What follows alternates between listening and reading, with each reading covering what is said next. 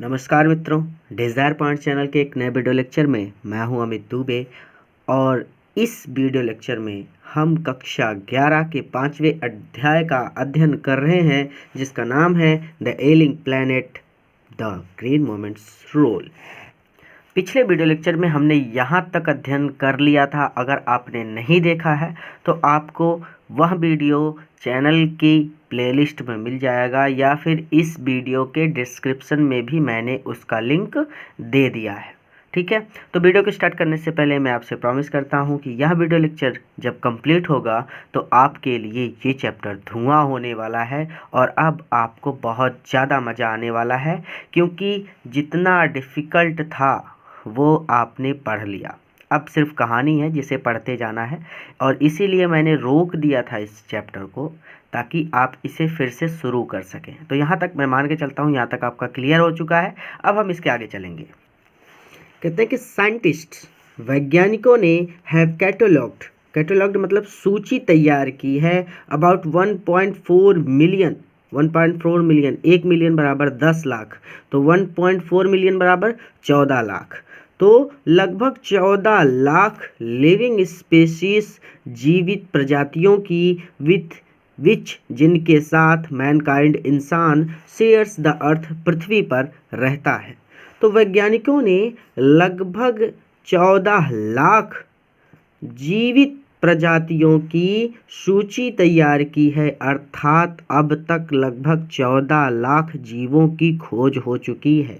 ठीक है, with which Mankind shares the earth, जिनके साथ इंसान धरती पर रहता है। भाई हम धरती पर रहते तो हमारे साथ चीते भी रहते हैं, बाघ भी रहते हैं, शेर भी रहता है, हाथी भी रहते हैं, चींटी भी रहती है, पक्षी भी रहता है। सभी लोग हमारे साथ रहते हैं ना धरती पर।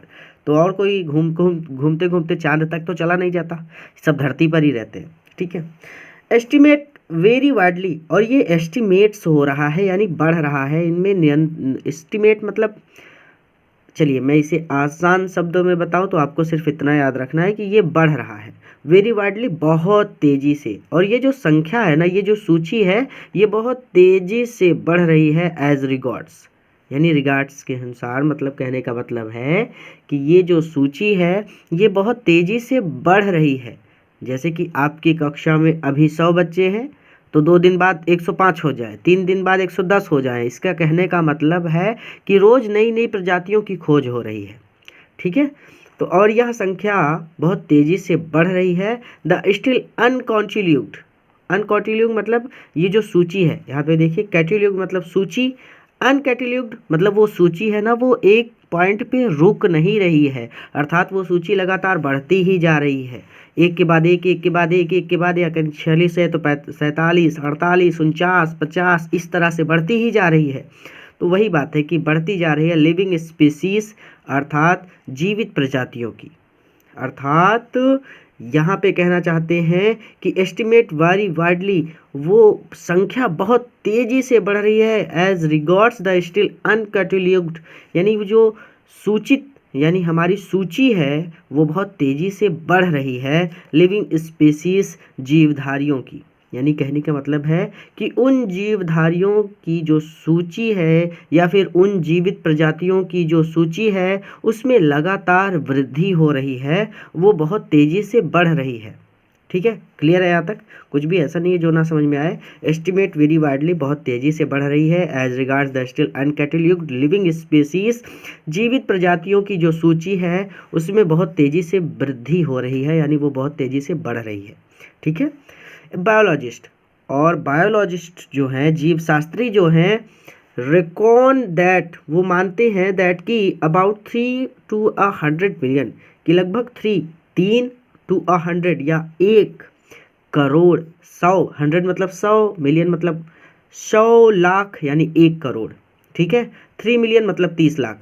तो जीव शास्त्रियों का मानना है कि लगभग 30 लाख से 1 करोड़ तक अदर लिविंग स्पीसीज, दूसरे जीवित प्रजातियां हैं, स्टिल लैंग्विस्ट, जिनकी अभी तक खोज नहीं हुई है, अननेम्ड, उनका कोई नाम नहीं रखा गया है, यानी सीधा सीधा आप कहेंगे कि जिनकी खोज नहीं हुई है, इन इनगोमिनियस डार्कनेस, और वो अंधेरे में, इनगोमिनियस मतलब अपयश, यानी उनका नाम ही नहीं पड़ा। वो अपयशी के डार्कनेस, अंधेरे में गुम हैं, लापता हैं।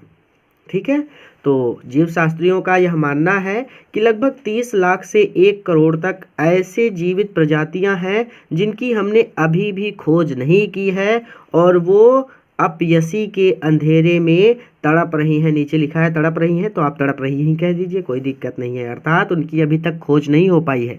सोचिए, इतना मान रहे हैं कि 30 लाख से 1 करोड़ तक। अभी सोचिए, इतनी ज़्यादा खोज हो चुकी है, 14 लाख जीवित प्रजातियों की सूची तैयार हो चुकी है और अभी भी मानते हैं कि 1 करोड़ तक ऐसे हैं जिनकी खोज ही नहीं हुई है। मतलब बहुत ज़्यादा है यहाँ पे जिनकी खोज इंसान कर रहा है। मतलब अभी तो धीरे धीरे खोज रहे हैं, जैसे जैसे मिलते जाएंगे वो सूची में नाम ऐड करते जाते हैं। देखिए आगे कहते हैं कि one of the early international commission. देखिए, वन मतलब एक, ऑफ द अर्ली, अर्ली मतलब प्रारंभिक, इंटरनेशनल मतलब अंतर्राष्ट्रीय, कमीशन मतलब आयोग, तो आप इसे सिर्फ आयोग ही कहेंगे।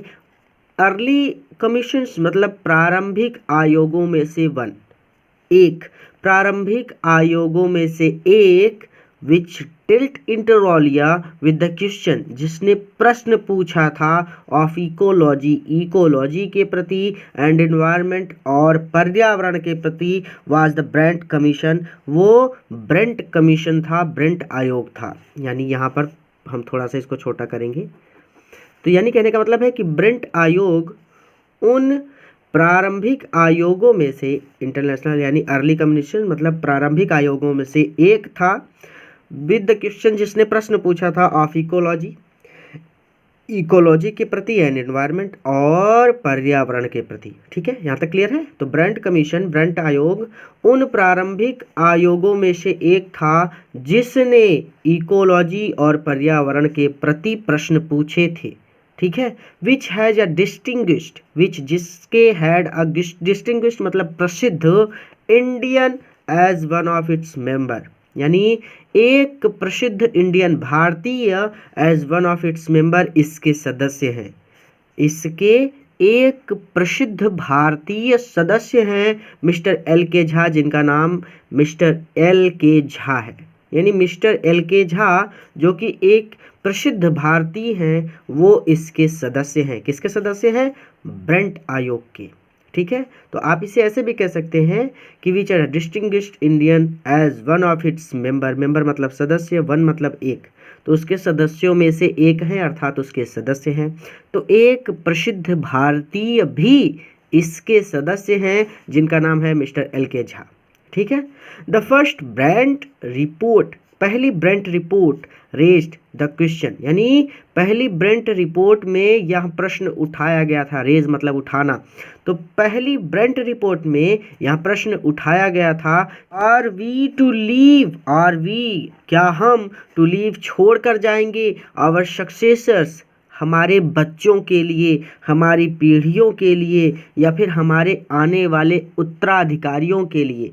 ठीक है, तो आर वी टू लीव क्या हम छोड़ कर जाएंगे, आवर सक्सेसर अपने आने वाले बच्चों के लिए, अ स्कॉच प्लैनेट एक बीमार ग्रह या फिर एक खराब ग्रह, ऑफ एडवर्टाइजिंग रिसर्च जिसमें एडवांसिंग रिसर्च, जिसमें मरुस्थल जो है रिसर्च है एडवांस हो रहे हैं, बढ़ रहे हैं, अर्थात बढ़ते हुए मरुस्थल, यानी जब सारे पेड़ पौधे काट दिए जाएंगे तो रेत ही रेत बचेगी। ठीक है, फिल्मों में देखा होगा आप लोगों ने कि कैसे हाल हो जाता है।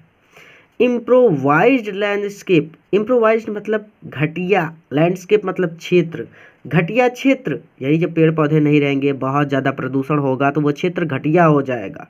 ठीक है, किसी गंदे नाले के पास खड़े हो जाइए, बदबू आने लगती है, तो वो घटिया क्षेत्र है।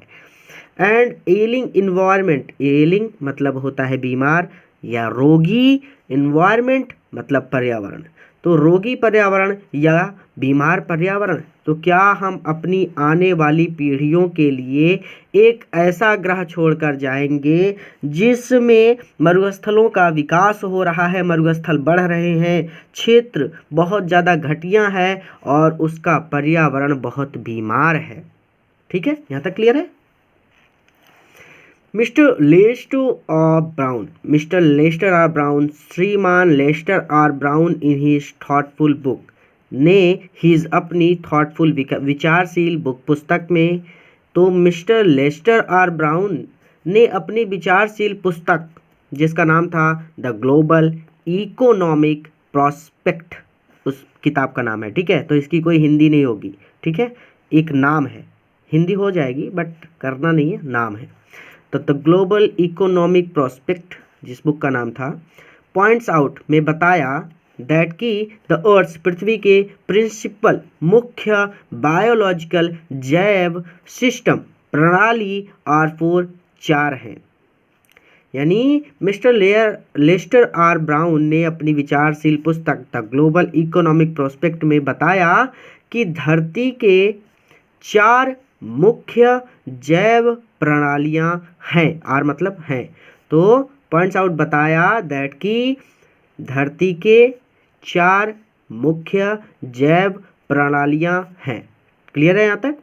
तो मिस्टर लेस्टर आर ब्राउन ने अपनी विचारशील पुस्तक द ग्लोबल इकोनॉमिक प्रोस्पेक्ट में बताया कि पृथ्वी की या धरती की चार मुख्य जैव प्रणालियां हैं। पहली तो है फिशर्स, मछली पकड़ना, फॉरेस्ट, जंगल यानी वन, ग्रासलैंड्स यानी घास के मैदान, ग्रास मतलब घास, लैंड मतलब मैदान, एंड क्रॉपलैंड्स और फसल की खेती। यानी ये चार चीज़ें हैं जो पृथ्वी की मुख्य जैव प्रणालियां हैं। पहली है मछली पकड़ना, दूसरी है जंगल, तीसरी है घास की मतलब घास की धरती या फिर घास के मैदान, एंड क्रॉपलैंड्स और फसल की खेती, ठीक है।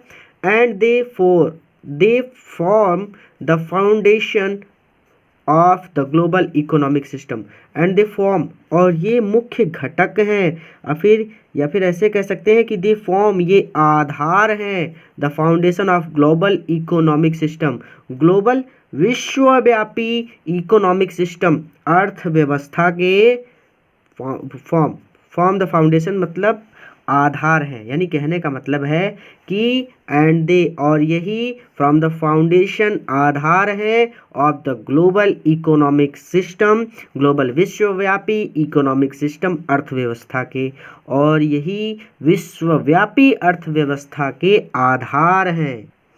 तो कहते हैं कि in addition to supplying our food, हमें भोजन देने के अतिरिक्त या हमारे भोजन के अतिरिक्त, दीज फोर सिस्टम्स, ये चार प्रणालियाँ प्रोवाइड्स प्रदान करती हैं virtually all the raw material, लगभग सभी प्रकार की चीज़ें फॉर इंडस्ट्री, उद्योगों के लिए या फिर उद्योग के लिए। तो उद्योग के लिए ये चारों प्रणालियाँ लगभग सभी चीज़ें प्रदान करती हैं। In addition to supplying our food, भोजन के अतिरिक्त, ठीक है, अर्थात यहाँ से भोजन तो मिलता ही है, साथ ही साथ बाकी की सारी चीज़ें भी उद्योगों के लिए यहीं से मिलती हैं, ठीक है।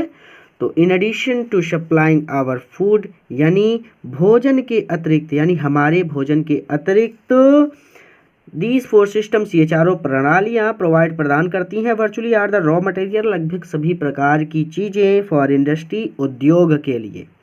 एक्सपेक्ट छोड़कर, माइनरल्स खनिज, एंड पेट्रोलियम डिरीव्ड सिंथेटिक, मतलब वही बात है कि खनिज और पेट्रोलियम को छोड़कर, यानी जो चीज़ें धरती के नीचे से निकलती हैं उनको छोड़कर बाकी की सारी चीज़ें, ये चारों प्रणालियाँ ही उद्योगों को प्रदान करती हैं, ठीक है।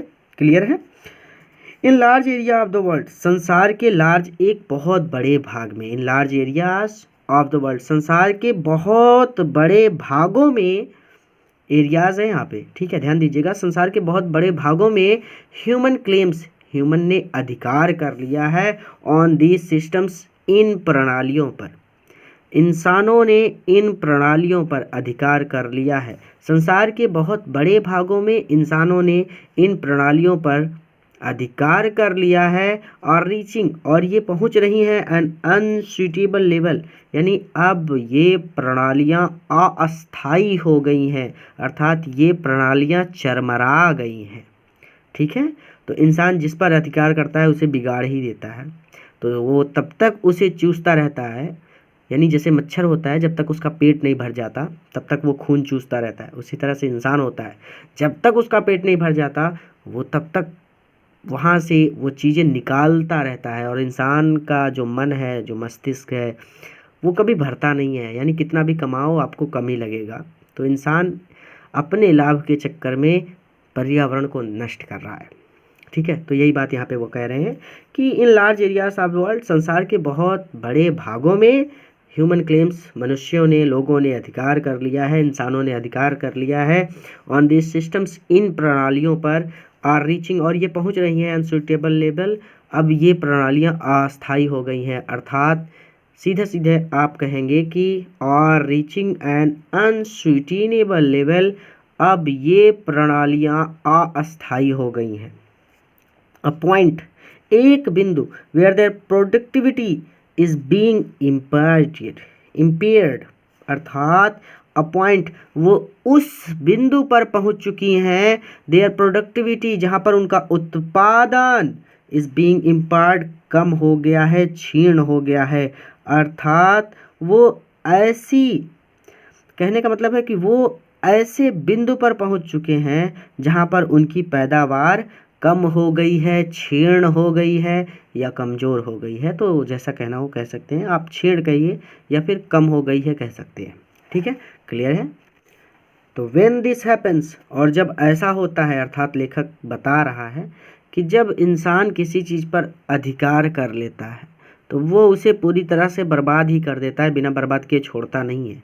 तो जब ऐसा होता है, यानी इंसान अधिकार करता है किसी चीज़ पर, तो व्हेन दिस हैपन्स, जब ऐसा होता है, फिशरिंग कोलैप्स, मछली उद्योग समाप्त हो जाता है।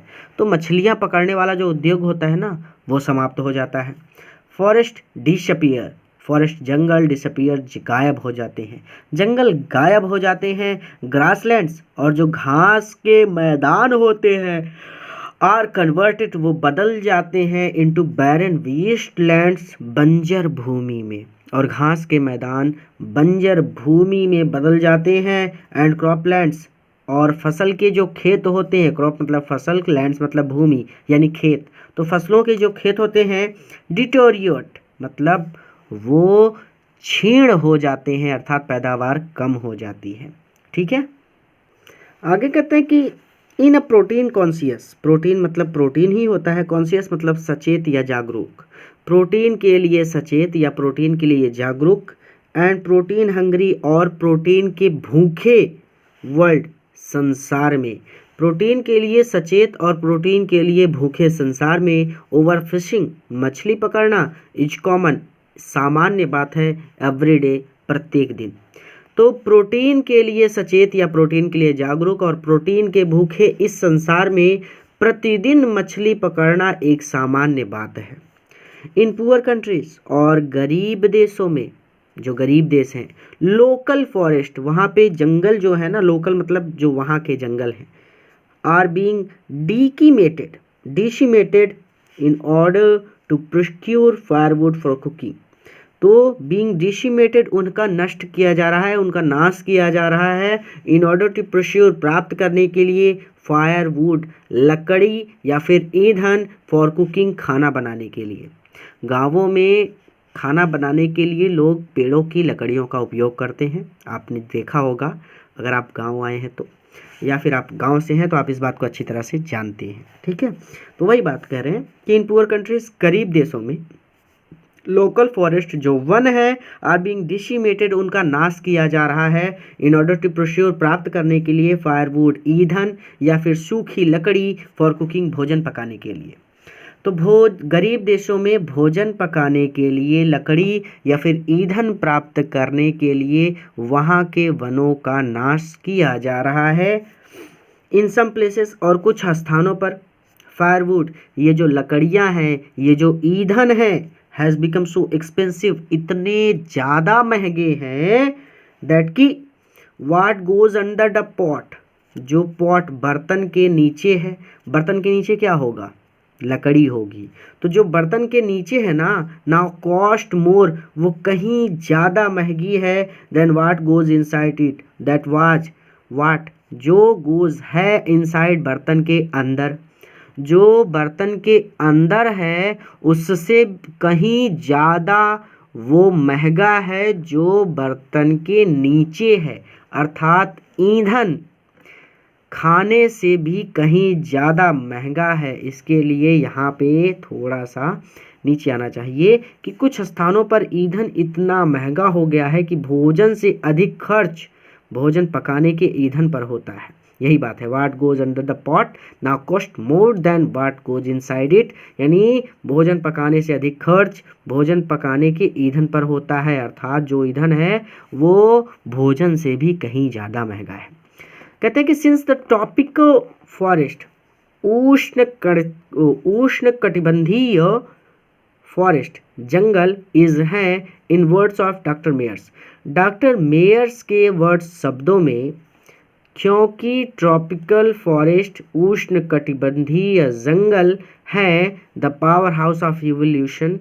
इवोल्यूशन मतलब विकास। अब यहाँ पे जो विकास है वो क्रमिक विकास है भाई। जैसे हम लोग पहले बंदर थे, इंसान पहले बंदर था ना, धीरे धीरे धीरे धीरे विकसित होते होते हम इंसान बन गए, हमारी पूंछ गायब हो गई। ये बायोलॉजी के टीचर से पूछेंगे, वो बताएंगे आपको, ठीक है। तो कहते हैं कि क्रमिक विकास का ये पावर हाउस है, शक्ति स्रोत है, ठीक है। तो डॉक्टर मेयर्स के शब्दों में, क्योंकि यहाँ पे आपको इसको बोलना है कि डॉक्टर मेयर्स के शब्दों में, क्योंकि उष्ण कटिबंधीय जंगल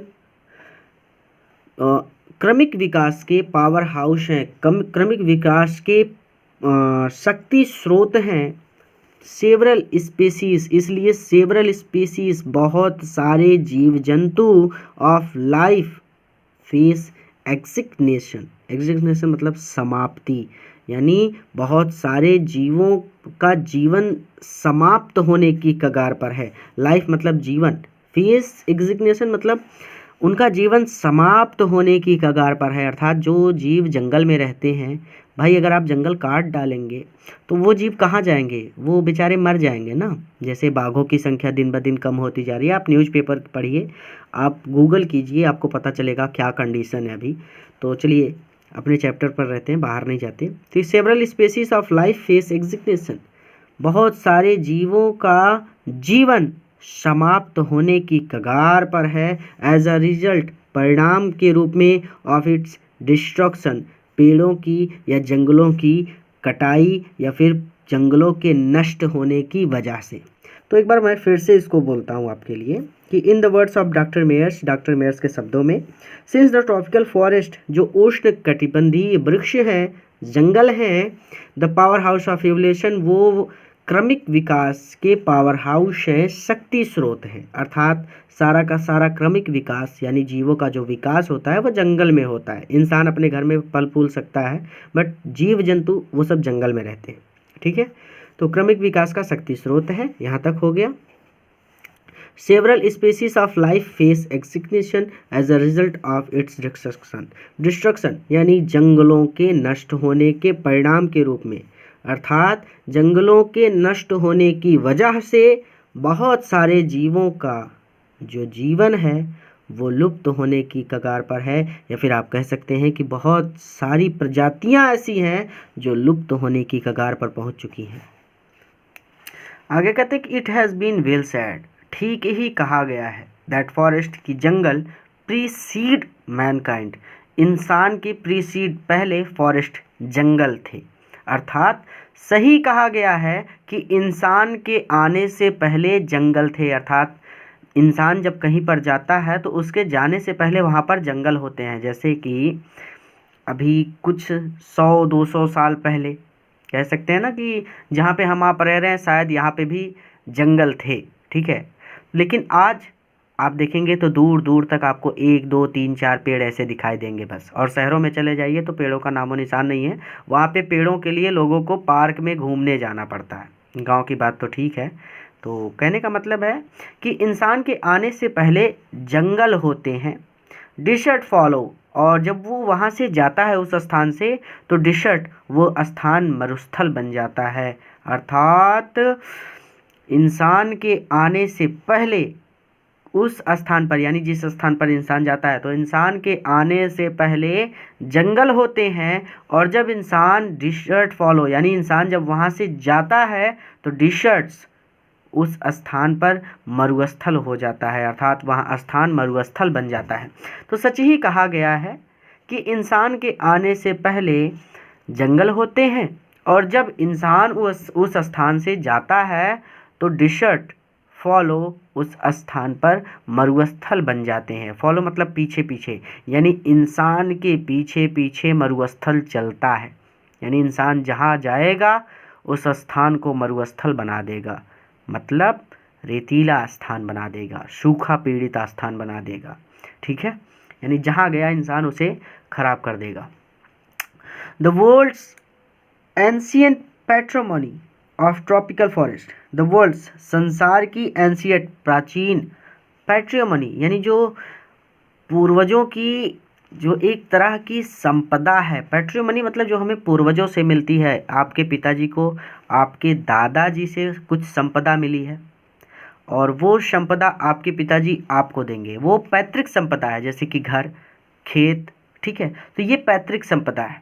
ठीक है, तो वही चीज़। तो वर्ल्ड्स एंशिएंट पैट्रिमोनी यानी जो विश्व की पैतृक संपदा है, अर्थात जो हमारी पुरखों की संपदा है ऑफ ट्रॉपिकल फॉरेस्ट, वो उष्ण कटिबंधीय जंगल हैं।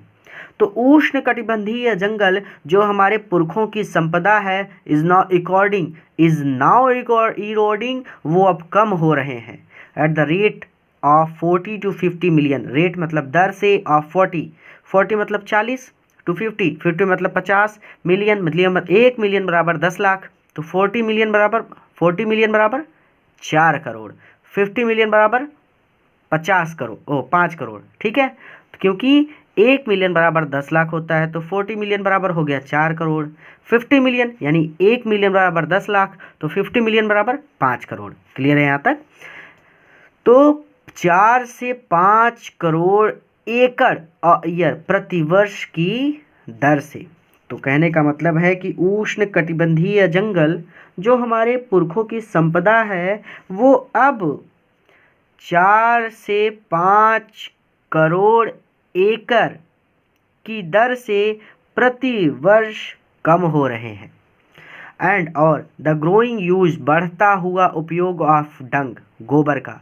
देखिए गांव में गोबर के उपले भी यूज किए जाते हैं खाना पकाने के लिए। यहाँ पे सीधी सीधी बात केवल इतनी सी है कि गोबर का उपयोग भोजन पकाने के लिए किया जाता है। ठीक है, तो गोबर के उपले बनाए जाते हैं, कंडे बनाए जाते हैं, उनका उपयोग करते हैं लोग। ठीक है, तो and the growing use of dung, और ये जो डंग है, जो गोबर है, उसका बढ़ता हुआ उपयोग फॉर बर्निंग, जलाने के लिए, और गोबर का जलाने के लिए बढ़ता हुआ उपयोग डिप्रीविश द सॉइल, मिट्टी को अलग करता है of an important natural fertiliser, important महत्वपूर्ण नेचुरल प्राकृतिक फर्टिलाइजर खाद से। तो पृथ्वी को उसकी महत्वपूर्ण प्राकृतिक खाद से अलग करता है, यानी जब गोबर को जला दिया तो खाद कहाँ, वो तो राख हो गया ना। तो गोबर को जलाने के लिए प्रयोग करने का बढ़ता हुआ उपयोग धरती को महत्वपूर्ण प्राकृतिक खाद से अलग करता है। अर्थात यहाँ पे बात ये हो रही है कि प्राकृतिक खाद पृथ्वी को नहीं मिल पा रही है। ठीक है, अब तो गैस का सिस्टम हो गया। The world bank estimated, the world bank, विश्व बैंक एस्टिमेटेड ने बताया था, एस्टिमेट किया था, एक आंकड़ा दिया था, दैट की 5-fold increase in the rate of forest planting is needed to cope with the expected fuel wood demand in the year 2000। तो सीधी सीधी बात है कि वर्ल्ड बैंक यानी विश्व बैंक ने बताया था कि 5-fold इंक्रीज, 5 गुना अधिक इन रेट, दर से ऑफ फॉरेस्ट प्लांटिंग, पेड़ों को लगाना होगा। 5 गुना अधिक दर से पेड़ों को लगाना होगा, इज नीडेड टू कोप, यानी 5 गुना अधिक तेजी से पेड़ों को लगाना होगा, वृक्षारोपण करना होगा विद द एक्सपेक्टेड, ताकि अपेक्षित फ्यूल वुड यानी ईंधन, फ्यूल मतलब ईंधन, वुड मतलब लकड़ी, यानी लकड़ी से जो खाना बनाते हैं उसकी बात हो रही है कि फ्यूल वुड ईंधन डिमांड होगा, मांगा जाएगा, उम्मीद की जाएगी इन द ईयर 2000 तक, यानी सन 2000 तक अपेक्षित ईंधन की डिमांड को पूरा करने के लिए 5 गुना अधिक वृक्षारोपण की आवश्यकता है। सीधी सी बात इतनी सी है, इतना लंबा सा खींच के इन्होंने लिखा है बढ़ा चढ़ा के। बात केवल इतनी सी है कि विश्व बैंक ने बताया है, या फिर विश्व बैंक के अनुसार साल 2000 तक, यानी 2000 साल जो 2000 है, यानी 2001, 2003, 2004 इस तरह से, यानी जो 2000 था 1999 के बाद जो आया 2000 उसकी बात है, ठीक है। तो आप कहीं और मत सोचने लगिएगा कि 2000 साल बाद या 2000 साल पहले, ऐसा नहीं सोचना है। तो साल 2000 तक 5-fold increase in rate forest planting is needed to cope with the expected fuel wood। अपेक्षित ईंधन को पूरा करने के लिए, अपेक्षित ईंधन की डिमांड को पूरा करने के लिए 5 गुना अधिक वृक्षारोपण की आवश्यकता है, या फिर ऐसे कह सकते हैं कि 5 गुना अधिक वृक्ष लगाना आवश्यक है। यहाँ पे नीचे भी दिया है कि विश्व बैंक के अनुसार वर्ष 2000 तक ईंधन की अपेक्षित आवश्यकता को पूरा करने के लिए 5 गुना वृक्ष लगाना आवश्यक है। जेम्स स्मिथ द प्रेसिडेंट, जो अध्यक्ष हैं of the world resource institute, विश्व स्रोत संस्थान के अध्यक्ष हैं। जेम्स स्मिथ जो कि विश्व स्रोत संस्थान के अध्यक्ष हैं सरदार दे, उन्होंने एक दिन कहा था कि वी वर सेइंग, हम कहते हैं, दैट वी आर लूजिंग, कि हम खो रहे हैं, द फॉरेस्ट, जंगल, एट एन एकड़, 1 एकड़ अ सेकेंड, प्रति सेकेंड, यानी हम कहते हैं कि हम 1 एकड़ जंगल प्रति सेकेंड खो रहे हैं। बट लेकिन इट इज़ मच क्लोजर, ये आस पास है या ज़्यादा पास है, two an acres and half, 1.5 एकड़ के टू अ सेकेंड, लेकिन 1 सेकेंड में, यानी कहते हैं कि लेकिन यहाँ 1 सेकेंड में 1.5 एकड़ के आसपास है, या फिर आप इसे ऐसे कह सकते हैं, लेकिन यहाँ 1.5 एकड़ प्रति सेकंड के आसपास है। यानी हम कहते तो 1 है, यानी हमने कहा कि मम्मी हमने 1 रोटी खाई है, लेकिन असल में हमने 1.5 रोटी खा ली। तो वही बात है कि हम कहते हैं कि 1 सेकंड में तो हम सिर्फ 1 एकड़ जंगल खो रहे हैं, लेकिन 1 सेकंड में हम लगभग 1.5 एकड़ जंगल खो रहे हैं। अर्थात 1 सेकंड, जितनी देर में 1 सेकंड बीता उतनी देर में लगभग 1 एकड़ जंगल कट गए। सोचिए, ठीक है, आगे चलते हैं। Article 14(8)(a) of the Constitution of India provides that, Constitution of India, Bharat के संविधान के आर्टिकल 48(a), संविधान के अनुच्छेद 48(a) में प्रोवाइड्स कहा गया है दैट, कि देखिए भारत के संविधान के अनुच्छेद 48(a) में कहा गया है कि द स्टेट, यानी सरकार, शैल एंडीवोर टू प्रोटेक्ट, सुरक्षा करेगी, एंड इम्प्रूव, और सुधार करेगी, कि सरकार सुरक्षा और सुधार करेगी द एनवायरनमेंट, पर्यावरण की, यानी कहा गया कि सरकार सुरक्षा करेगी और सुधार करेगी पर्यावरण की, यानी सरकार पर्यावरण की सुरक्षा और सुधार करेगी, एंड टू सेफ गार्ड, और बचाएगी, सेफ गार्ड मतलब सुरक्षा करना, बचाना, और बचाएगी द फॉरेस्ट, जंगलों को, एंड वाइल्ड लाइफ, और जंगली जीवों को, ऑफ द कंट्री, देश के।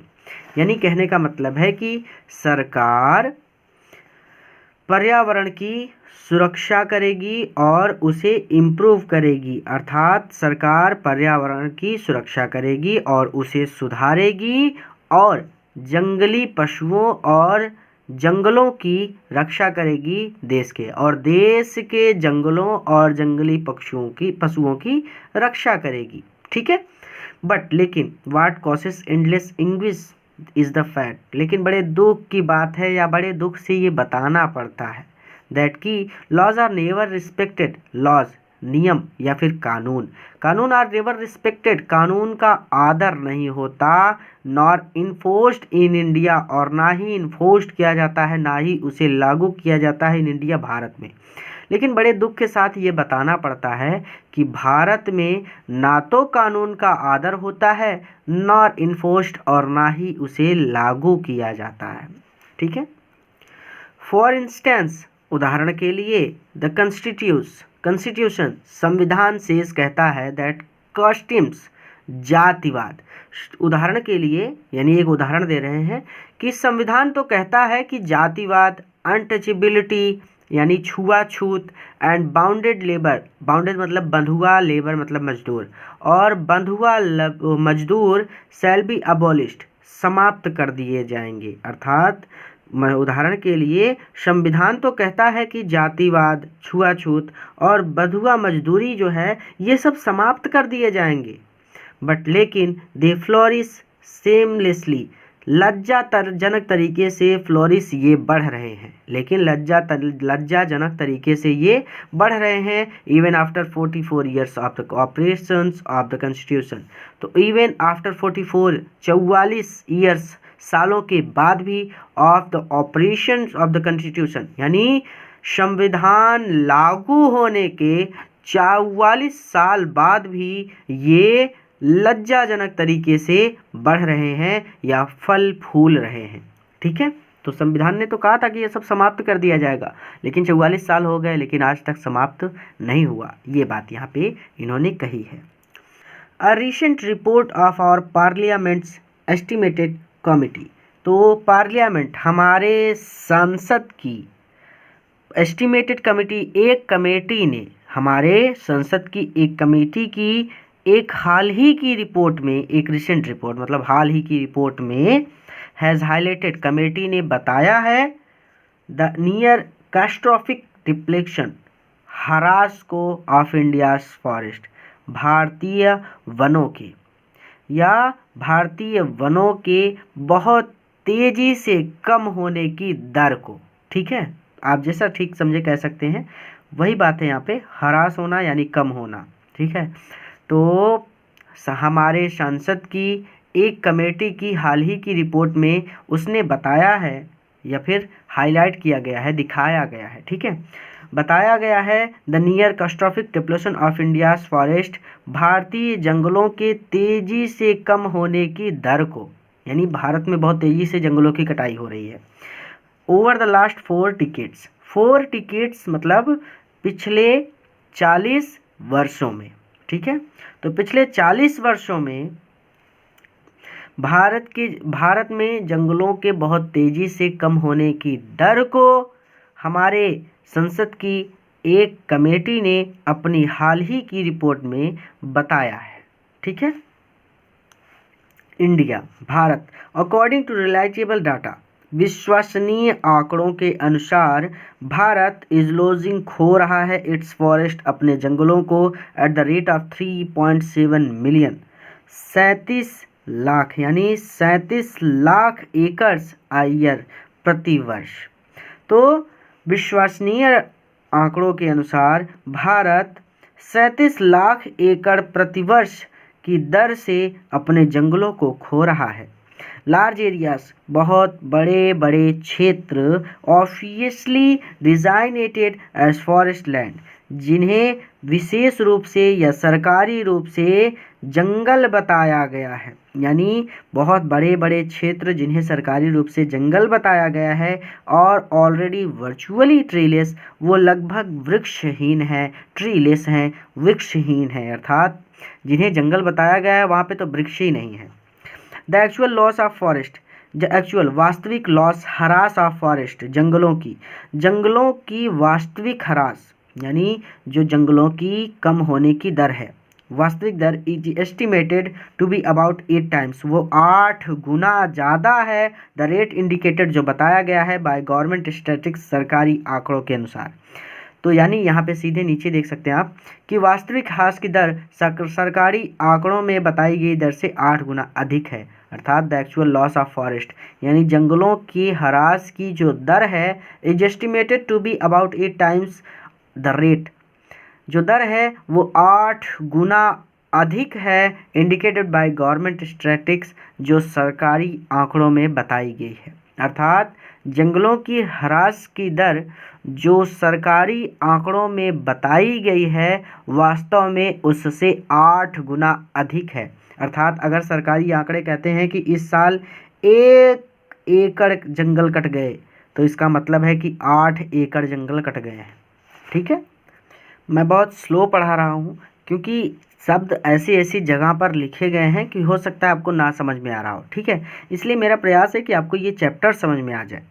तो ध्यान से समझिएगा, क्योंकि अगर यहाँ पे राम लिखा है तो हनुमान यहाँ पे लिखा है, ये बात है। ठीक है, तो इस तरह से ध्यान से समझिए इसको कि 3 ईयर 3 सालों तक स्टडी यूजिंग सैटेलाइट मतलब उपग्रह एंड एरियल फोटोग्राफी मतलब एरिया की फोटोग्राफी करना, अर्थात जो जहाज़ों में वायुयानों में चढ़कर लोग जाते हैं और फोटोज़ खींचते हैं उसको कहते हैं। तो वायुयान नीचे भी लिखा है। तो 3 ईयर स्टडी यूजिंग सैटेलाइट्स उपग्रहों एंड एरियल फोटोग्राफी, और वायुयानों से फोटोग्राफी जो फोटोज़ लिए गए हैं, कंडक्टेड बाय यूनाइटेड नेशंस संयुक्त राष्ट्र के द्वारा। तो संयुक्त राष्ट्र के द्वारा सैटेलाइट उपग्रहों और एरियल फोटोग्राफी और जो वायुयानों से फोटोग्राफ लिए गए हैं 3 सालों तक, अर्थात इन्होंने 3 साल तक स्टडी किया। ठीक है, तो 3 सालों तक संयुक्त राष्ट्र के द्वारा जो उपग्रहों और वायुयानों से फोटोग्राफ्स लिए गए हैं वंस वो चेतावनी देते हैं, यानी वो फोटोग्राफ्स चेतावनी देते हैं। उनको देखकर पता चलता है that the environment has deteriorated so badly, कि पर्यावरण हैज़ डिटीरियोरेटेड सो बैडली, बहुत ज़्यादा बिगड़ चुका है, पर्यावरण बहुत ज़्यादा बिगड़ चुका है, दैट इतना ज़्यादा बिगड़ चुका है कि इट इज़ क्रिटिकल, गंभीर स्थिति है in many of the 88 countries investigated. तो जिन 88 कंट्रीज देशों का इन्वेस्टिगेशन जांच पड़ताल की गई थी, छानबीन की गई थी, क्रिटिकल इन मैनी, उनमें से बहुतों की स्थिति क्रिटिकल है, गंभीर है। तो यहाँ तक आपको पहले इसको छोटा करना होगा ताकि आप समझ सकें।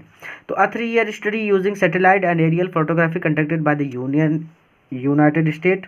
तो यहाँ तक पहले समझिए कि संयुक्त राष्ट्र के द्वारा उपग्रहों और वायुयानों के द्वारा 3 सालों तक जो तस्वीरें ली गई उन पर अध्ययन करने के बाद वंस भयानक नतीजे सामने आए हैं, या फिर पता चलता है that environment has deteriorated so badly, कि पर्यावरण बहुत ज़्यादा बिगड़ चुका है। ठीक है, अब यहाँ तक हो गया। अब देखिए आगे, दैट यानी पर्यावरण इतना ज़्यादा बिगड़ चुका है कि दैट इट इज़ क्रिटिकल, की स्थिति बहुत ज़्यादा गंभीर है, in many of the 88 countries, 88 देशों में से, यानी 88 देशों में से मैनी बहुत से देशों की क्रिटिकल स्थिति है, गंभीर स्थिति है, इन्वेस्टिगेटेड, जिनकी जांच पड़ताल की गई है, जिनकी छानबीन की गई है। तो जिन 88 देशों की छानबीन की गई है उनमें से बहुत देशों की स्थिति गंभीर है। ठीक है, there can be no doubt, इसमें कोई संदेह नहीं है, दैट द ग्रोथ की बढ़ती हुई ऑफ वर्ल्ड पॉपुलेशन, बढ़ती हुई संसार की बढ़ती हुई जनसंख्या, is one of the strongest factor, एक बहुत बड़ा कारण है, disordering the future of human society, मानव समाज के भविष्य को खतरे में डालने का, अर्थात इंसानों के भविष्य को बिगाड़ने का या फिर इंसानों के भविष्य को खतरे में डालने का एक सबसे बड़ा कारण जो है वो है इंसानों की यानी संसार की बढ़ती हुई आबादी। तो there can be no doubt, इसमें कोई संदेह नहीं है, that the growth of world population, कि संसार की विश्व की बढ़ती हुई आबादी is one of the strongest factor, एक बहुत बड़ा कारण है, distorting the future of human society, मानव समाज के भविष्य को खतरे में डालने का या फिर मानव समाज के भविष्य को बिगाड़ने का। तो मानव समाज के भविष्य को बिगाड़ने का एक बहुत बड़ा कारण संसार की बढ़ती हुई आबादी है, there can be no doubt, और इसमें कोई संदेह नहीं है। ठीक है, इट टुक मैनकाइंड, इंसानों को more than a million years, 1 million मतलब 10 लाख, ईयर मतलब साल, तो 10 लाख साल लग गए इंसानों को to reach the first billion, first मतलब 1 बिलियन मतलब करोड़, अरब, तो 1 अरब की जनसंख्या पहुंचने में इंसानों को लगभग 10 लाख साल लग गए, यानी 10 लाख सालों में पूरे विश्व की जो जनसंख्या हुई वो कितनी हुई, 1 अरब हुई। ठीक है।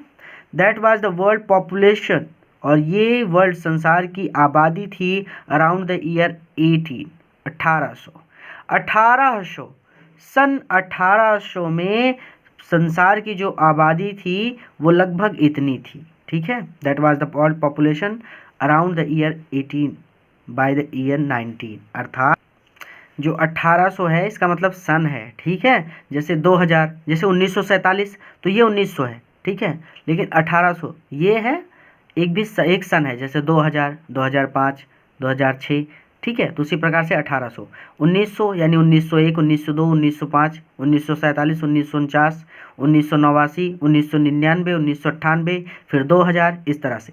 That was the world population, और ये विश्व की जनसंख्या थी अराउंड द ईयर 1800 यानी 1800 वर्ष में ये संसार की जनसंख्या थी। यानी संसार की जनसंख्या कितनी थी? First billion, 1 Arab.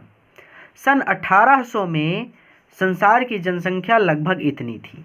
By the year 19 यानी सन 1900 में, और सन 1900 में a second billion was added, एक और अरब जुड़ गया। अर्थात ये देखिए इतनी जनसंख्या वर्ष 1800 के आसपास थी, 1900 के अंत तक 1 अरब और बढ़ गई, यानी a second billion was added, अर्थात 1 बिलियन और बढ़ गई, यानी 1900 में विश्व की जनसंख्या 2 अरब हो गई।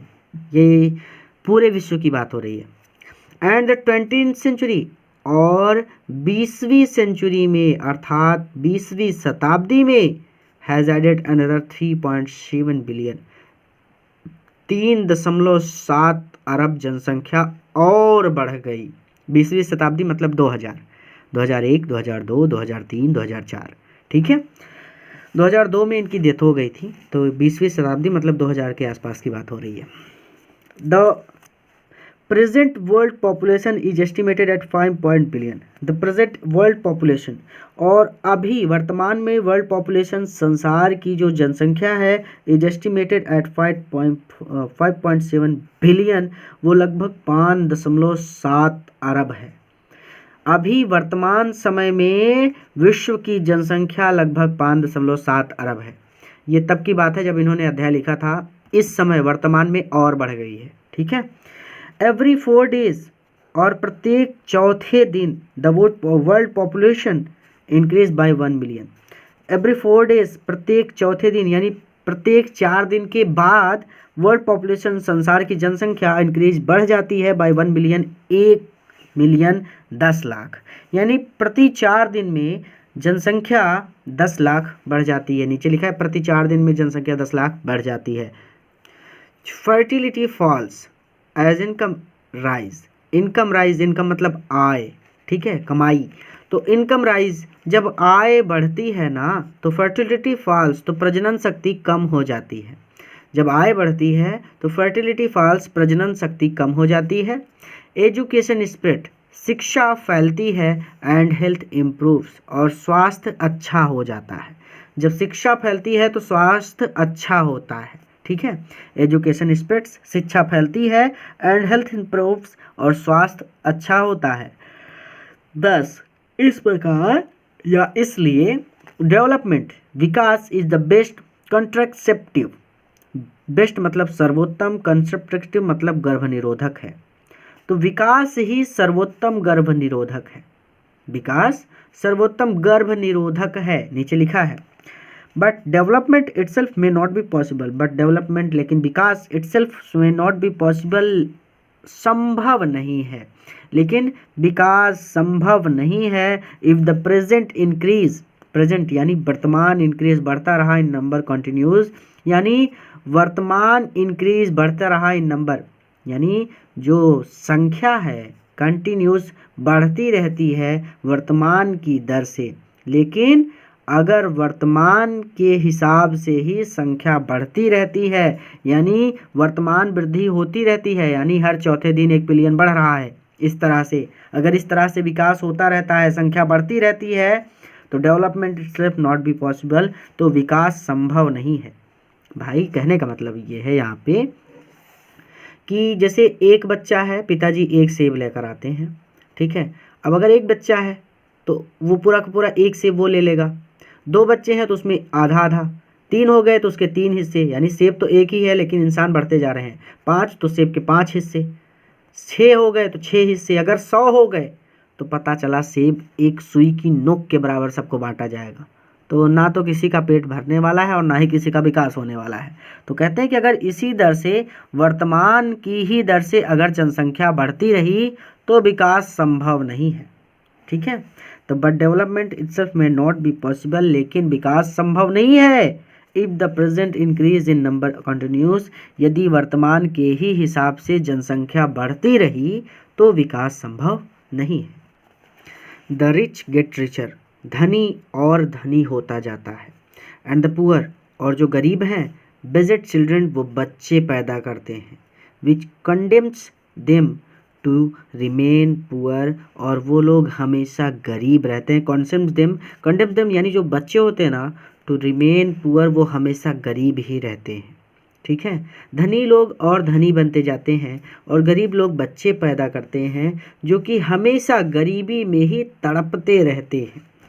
More children does not mean more workers. More children, अधिक बच्चों का, डज नॉट मीन मतलब यह नहीं है मोर वर्कर्स, अधिक कार्यकर्ता, अर्थात अधिक बच्चों का मतलब अधिक कार्यकर्ताओं से बिल्कुल नहीं है। अर्थात जितने लोग होंगे उतने लोग काम करेंगे, सभी लोग कमा के लाएंगे, ऐसा सोचना गलत है। ठीक है, तो अधिक बच्चों का मतलब अधिक कार्यकर्ता नहीं है।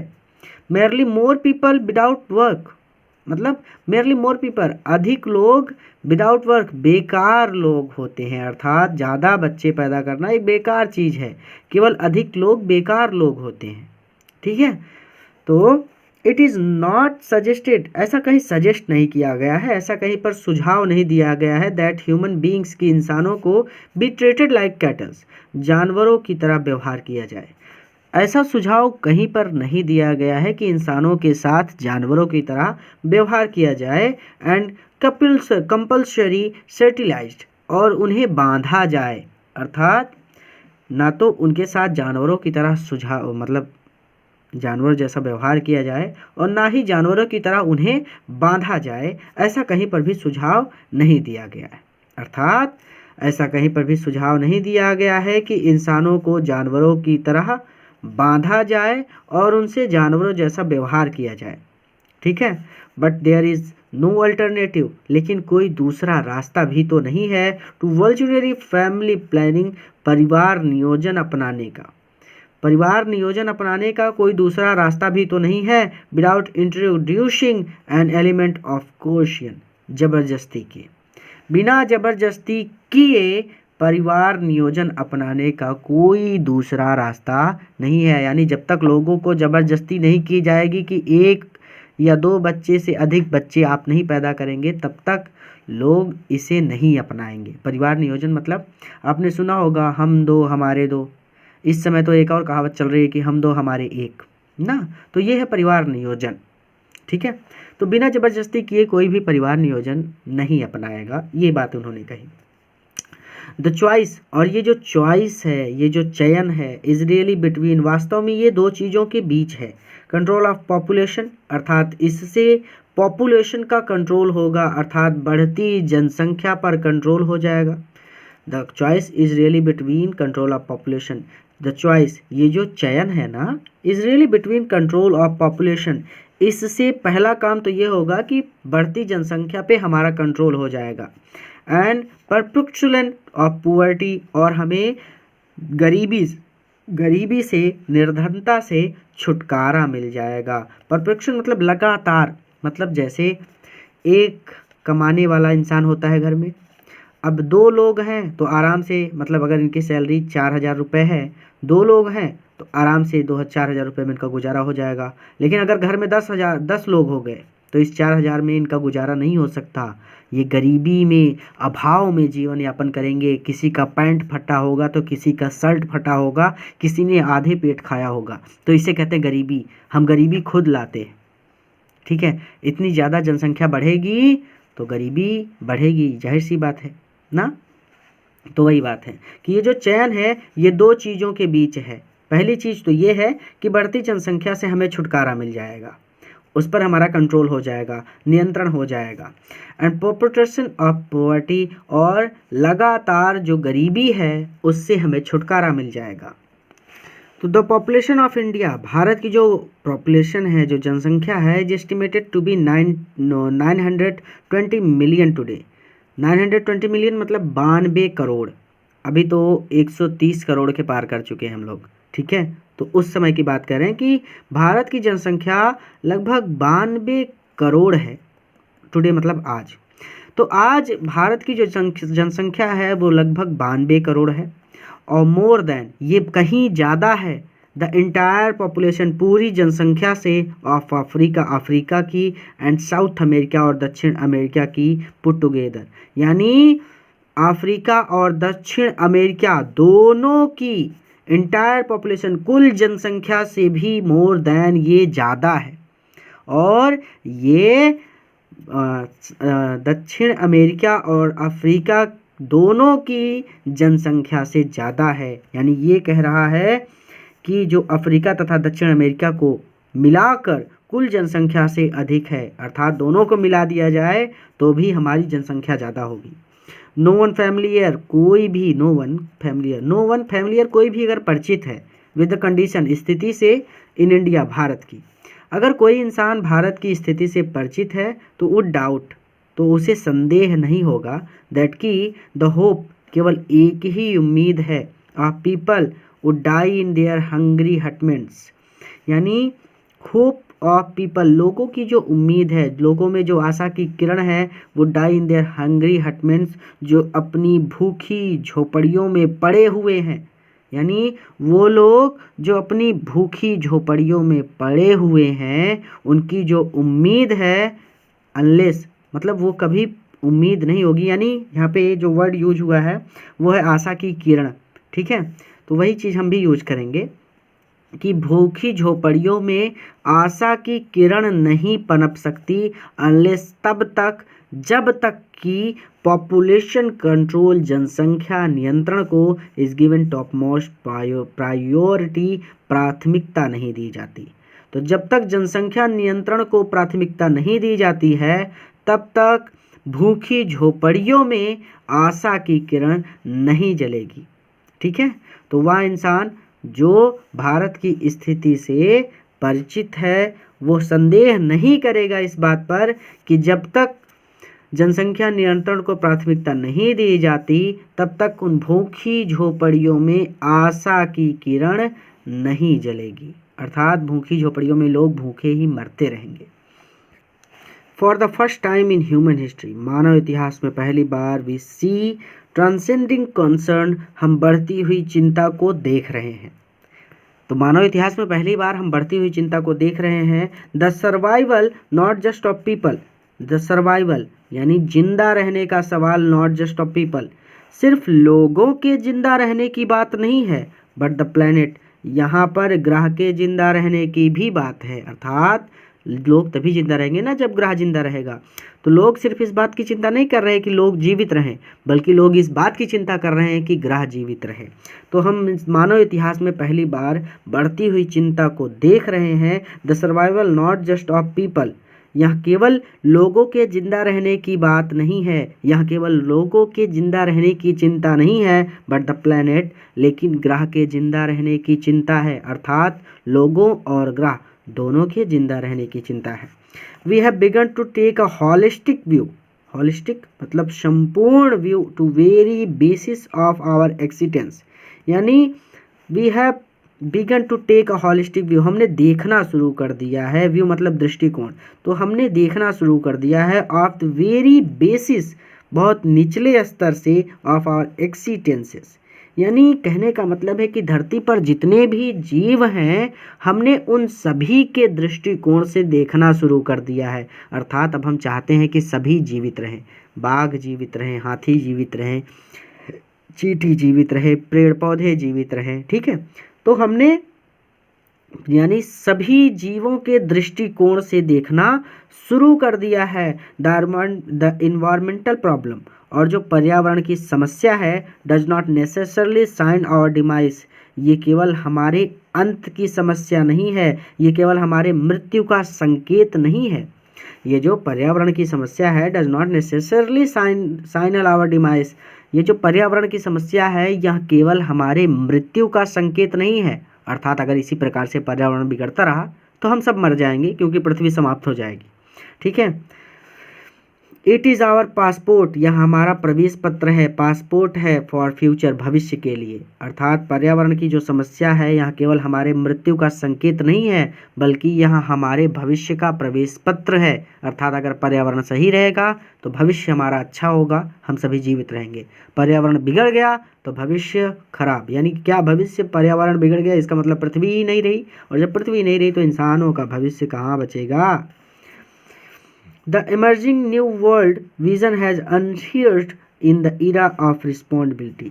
The emerging new world, ये जो नया वर्ल्ड है, ये जो उभरता हुआ नया वर्ल्ड है, विजन और जो इसका दृष्टिकोण है, अर्थात विश्व के नए उभरते हुए दृष्टिकोण ने, इमर्जिंग उभरता हुआ, न्यू नया, वर्ल्ड मतलब विश्व, विजन मतलब दृष्टिकोण, तो विश्व के नए उभरते हुए दृष्टिकोण ने हैज एनरिच्ड इन एन इरा, एक युग शुरू कर दिया है ऑफ रिस्पॉन्सिबिलिटी, जिम्मेदारियों का या उत्तरदायित्व का।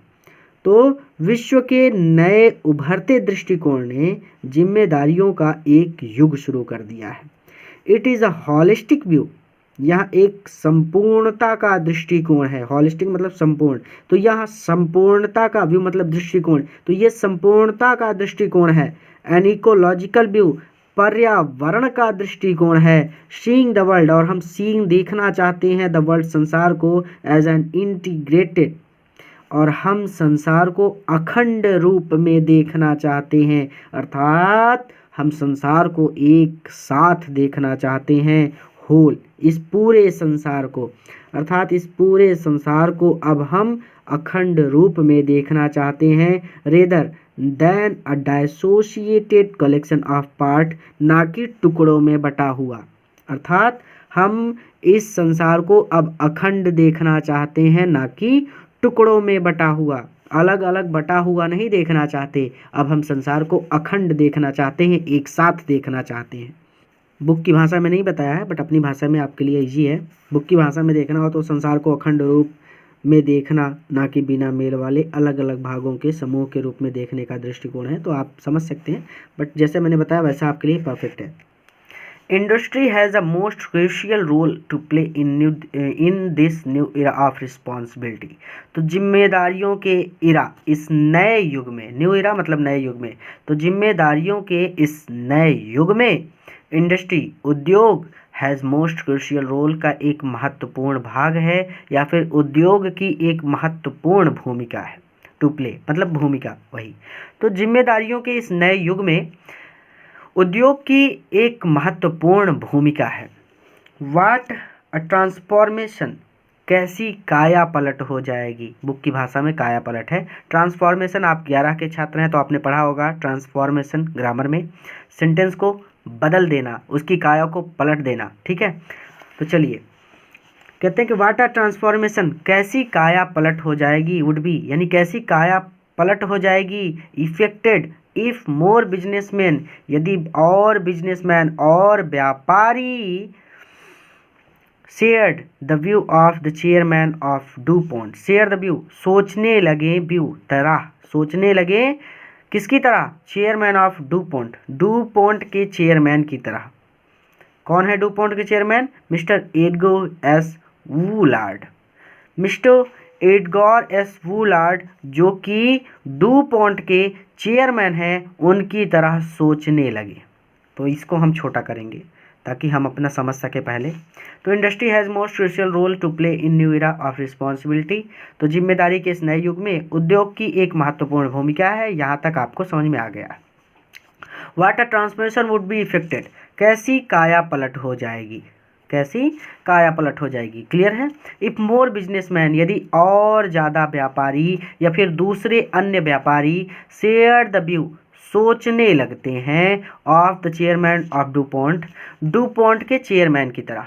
अगर दूसरे व्यापारी भी डूपॉन्ट के chairman mister Edgar S Woolard की तरह सोचने लगे। शेयर द व्यू मतलब सोचना, तो जैसा ये सोचते हैं वैसे दूसरे लोग भी सोचे, तो बहुत ज़्यादा इजी है।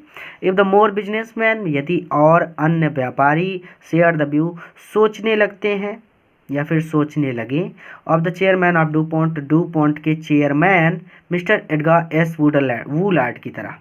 ठीक है, तो भैया यहाँ से चेयरमैन ऑफ डूपॉन्ट, डूपॉन्ट के चेयरमैन है mister Edgar S Woolard, mister Edgar S Woolard ये एक नाम है। इफ़ मोर बिजनेसमैन, अन्य व्यापारी, शेयर द व्यू सोचने लगे। तो क्लियर है ना यहाँ तक कि कैसी काया पलट हो जाएगी अगर दूसरे अन्य व्यापारी भी डूपॉन्ट के chairman mister Edgar S Woolard की तरह सोचने लगे। ठीक है, हु जिन्होंने, यानी मिस्टर एडगर एस वूलार्ड ने, हु जिन्होंने 5 years ago 5 साल पहले डिक्लेयर्ड हिमसेल्फ स्वयं को घोषित कर दिया था to be the company's chief environment officer, कंपनी का चीफ मुख्य एनवायरमेंटल यानी पर्यावरण ऑफिसर अधिकारी, जिन्होंने 5 वर्ष पहले घोषणा की थी कि वो कंपनी के मुख्य पर्यावरण अधिकारी हैं। हु जिन्होंने 5 years ago पहले 5 वर्ष पहले डिक्लेयर घोषणा की थी हिमसेल्फ कि वो to be the company's chief environmental officer, कंपनी के मुख्य पर्यावरण अधिकारी हैं। ही सैड उन्होंने कहा था, आवर कंटिन्यूड एक्सिस्टेंस अपने अस्तित्व को या फिर हमारे अस्तित्व को कंटिन्यू रखने के लिए, बनाए रखने के लिए, as a leading manufacturer, leading मतलब मुख्य, मैन्युफैक्चरर मतलब उत्पादनकर्ता, तो मुख्य उत्पादनकर्ता के रूप में हमारे अस्तित्व को बनाए रखने के लिए रिक्वायर्स आवश्यकता है कि हम, दैट मतलब कि वी, हम excel in environmental performance, environmental पर्यावरण के एक्सेल परफॉर्मेंस प्रबंधन में एक्सेलेंट काम करें, उत्तम काम करें। एनवायरमेंटल परफॉर्मेंस पर्यावरण के प्रबंधन में उत्तम कार्य करें, अर्थात पर्यावरण के हिसाब से काम करें। ठीक है, तो ही सेड उन्होंने कहा था, आवर कंटिन्यूड एक्सीडेंस हमारे अस्तित्व को बनाए रखने के लिए, एज लीडिंग मैन्युफैक्चरर मुख्य उत्पादनकर्ता के रूप में, रिक्वायर्स आवश्यकता है, दैट वी कि हम एक्सेल इन एनवायरमेंटल परफॉर्मेंस पर्यावरण के प्रबंधन में उत्तम कार्य करें। एक्सेलेंट मतलब होता है ना, तो एक्सेल। ठीक है, तो चलिए आखिरी है, ऑफ ऑल द स्टेटमेंट्स, वो सभी स्टेटमेंट, वो सभी वाक्य मेड बाई मार्गरेट थैचर के द्वारा ड्यूरिंग मतलब दौरान, the years of her prime ministership मतलब प्रधानमंत्री के ईयर्स, प्रधानमंत्री के समय में, मर्चेंट टीचर के द्वारा कहे गए शब्दों में, नन हैज़ पास्ट सो डिसीवली, कोई भी इतना ज़्यादा प्रसिद्ध नहीं हुआ, अर्थात कोई भी वाक्य इतना ज़्यादा प्रसिद्ध नहीं हुआ into the current coin of English, अंग्रेजी भाषा में। तो अंग्रेजी भाषा में कोई भी वाक्य इतना ज़्यादा प्रचलित नहीं हुआ, यूजेस एज फेलिसियोटस वर्ड्स, जितना कि ये शानदार या फिर रोचक शब्द हुए। अर्थात प्रधानमंत्री बहुत सारे वर्ड बोलते रहते हैं, उनका तो काम है भाषण देना, वो भाषण देते हैं, लोगों को जागरूक करते हैं ना।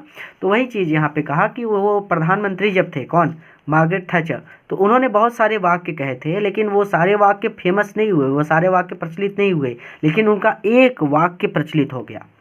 तो of all the statements made by merchant Thatcher के द्वारा कहे गए वो सभी statements during the year of prime ministership, जब वो प्रधानमंत्री थे, तो प्रधानमंत्री के समय में, अर्थात अपने प्रधानमंत्री के समय में मर्चेंट थैचर ने जितने भी स्टेटमेंट दिए थे, नन हैज़ पास्ट सो डिसिवली, कोई भी अंग्रेजी भाषा में, करेंट कॉइन ऑफ इंग्लिश, अंग्रेजी भाषा में इतना प्रचलित नहीं हुआ, यूजेस एज हर फैसिलिटियस वर्ड, जितना कि फैसिलिटियस वर्ड उनके ये रोचक शब्द, यानी उन्होंने कुछ शब्द बोले थे, वो शब्द क्या है, no generation has freehold on this earth. देखिए एक बार और समझ लीजिए, नीचे भी देख लीजिए कि अपने प्रधानमंत्री के समय में मर्चेंट थैचर ने जितने भी वक्तव्य यानी स्टेटमेंट दिए, उनमें से कोई भी अंग्रेजी भाषा में इतना प्रचलित नहीं हुआ।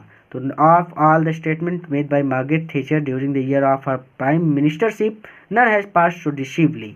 तो इतने का तो मतलब है कि अपने अंग्रेज प्रधानमंत्री के समय में मार्गरेट थैचर ने जितने भी स्टेटमेंट दिए थे उनमें से कोई भी अंग्रेजी भाषा में इतना प्रचलित नहीं हुआ, यानी into the current coin of English अंग्रेजी भाषा में इतना प्रचलित नहीं हुआ। ये नीचे से यहाँ तक हो गया, ठीक है। दोनों तरह से मैं समझा दे रहा हूँ ताकि आपको डाउट ना हो, ठीक है। Uses as her facilitating words, जितना कि उसके ये रोचक शब्द, ठीक है। No generation has a freehold on this earth. No generation, किसी भी पीढ़ी का हैज़ अ फ्री होल्ड, अधिकार नहीं है ऑन दिस अर्थ, इस पृथ्वी पर। तो किसी भी पीढ़ी का इस धरती पर फ्री होल्ड, स्वामित्व का अधिकार नहीं है, यानी किसी भी पीढ़ी के पास ये अधिकार नहीं है कि वो इस धरती पर राज करे, ठीक है। अर्थात जैसा मन करे वैसा करे, नाश कर दे सब कुछ, पेड़ों की कटाई करे, जानवरों को मार डाले, ये सारी चीज़, यानी किसी भी पीढ़ी के पास इस धरती पर स्वामित्व का अधिकार नहीं है, ठीक है। No generation has a freehold on this earth, इस धरती पर किसी भी पीढ़ी को स्वामित्व का अधिकार बिल्कुल भी नहीं है। All we have is a life tenancy, all we have, जो कुछ भी हमारे पास है, इज़ अ लाइफ टेनेसी, यानी हम सभी अपने जीवन भर के लिए इसके ऋणी हैं, ठीक है। यानी अपने जीवन के लिए हम सब इसके ऋणी हैं, कर्जदार हैं। With a full repairing lease, किराया, और जो इसका किराया है ना, रिपेयरिंग, वो इसकी देखभाल करना है, अर्थात इसका किराया इसको पूरी तरह से ठीक रखना है, ठीक है। यानी हम सभी पृथ्वी के कर्जदार हैं, और जो इसका कर्ज है, जो इसका किराया है, जैसे आप इलाहाबाद में जाते हैं तो आप रूम भाड़े पर लेते हैं, तो रूम भाड़े पर लेते हैं, तो जब मकान मालिक आता है ना तो वो बताता है कि यहाँ पे मिट्टी है, ये कोना तुमने साफ़ नहीं किया, वो कोना साफ़ नहीं किया, आज झाड़ू नहीं लगाया। तो ये सारी चीज़ें, मतलब हम किराए पर रूम लेते हैं तो हम उसको बहुत साफ़ रखते हैं, ठीक है। तो ऐसा तो बहुत कम ही होता है, क्योंकि इलाहाबाद रहना मतलब हफ्ते का जो संडे आता है उसमें सारा काम होता है। तो छोड़िए, वो जाने दीजिए, जब आप उस जीवन से गुजरेंगे तो आपको पता चलेगा। तो कहते हैं कि all we have is a life tenancy, हम सभी अपने जीवन के लिए इसके ऋणी हैं, इसके कर्जदार हैं। और लीज, जो इसका कर्जा है, जो इसका मतलब कहने का मतलब यहाँ पे कि इसका जो किराया है ना, विथ अ फुल रिपेयरिंग, इसे ठीक रखना है, इसे ठीक रखना इसका किराया है, अर्थात पृथ्वी को ठीक रखना इसका किराया है। यानी किराए के रूप में हमको पृथ्वी को केवल इतना देना है कि हम उसे ठीक ठाक रखें, ठीक है। In the words of mister Lester Brown, mister Lester Brown के शब्दों में, मिस्टर लेस्टर ब्राउन के शब्दों में, we have not inherited, inherited मतलब विरासत में मिलना, दादा परदादा से जो संपत्ति मिलती है, तो वी हैव नॉट इनहेरिटेटेड, हमें विरासत में नहीं मिली है, दिस अर्थ, यहाँ धरती, फ्रॉम आवर फोर फादर्स, हमारे पूर्वजों से, हमारे पूर्वजों से हमें ये धरती विरासत में नहीं मिली है। वी हैव बोरोड, हमने उधार लिया है, इट, इसे, फ्रॉम आवर चिल्ड्रंस, अपने बच्चों से, हमने इसे हमारे बच्चों से उधार लिया है। जैसे आप किसी से कोई चीज़ उधार लेकर आते हैं तो आप उसका बहुत ध्यान रखते हैं कि कहीं ये टूट ना जाए, टूट गया तो नया खरीद कर देना पड़ेगा, ध्यान से रखो, काम होते ही इसको पहुंचा देना। तो बोरो मतलब उसका बहुत ध्यान रखना है हमको, ठीक है। तो ये हमने हमारे बच्चों से उधार लिया है, अर्थात हमारे बच्चे धरती पर जब आएंगे तो वो भी यहीं पर अपना जीवन यापन करेंगे, और हमने उनसे इस धरती को उधार लिया है, अर्थात हमें इस धरती को साफ़ सुथरा रखना है, इसका ध्यान रखना है, ताकि हमारे बच्चे भी इस पर अपना जीवन यापन कर सकें और इसका नाश ना हो, ठीक है। तो अपने मित्रों के साथ भी ज़रूर शेयर कीजिएगा ताकि वह भी इसका लाभ ले सकें। बहुत ज़्यादा स्लो पढ़ाया है, मैं समझ सकता हूँ, बट मैंने पूरी कोशिश की है कि आपको ये समझ में आ जाए। स्लो पढ़ाने का केवल इतना ही मतलब था कि ये समझ में आ जाए, भले वीडियो लंबा हो जाए। तो अपने मित्रों के साथ शेयर कीजिएगा, और इंग्लिश स्पीकिंग की क्लासेस भी मैं लेके आ रहा हूँ आप सबके लिए, तो उसके लिए भी तैयार रहिएगा। पूरा वीडियो देखने के लिए धन्यवाद।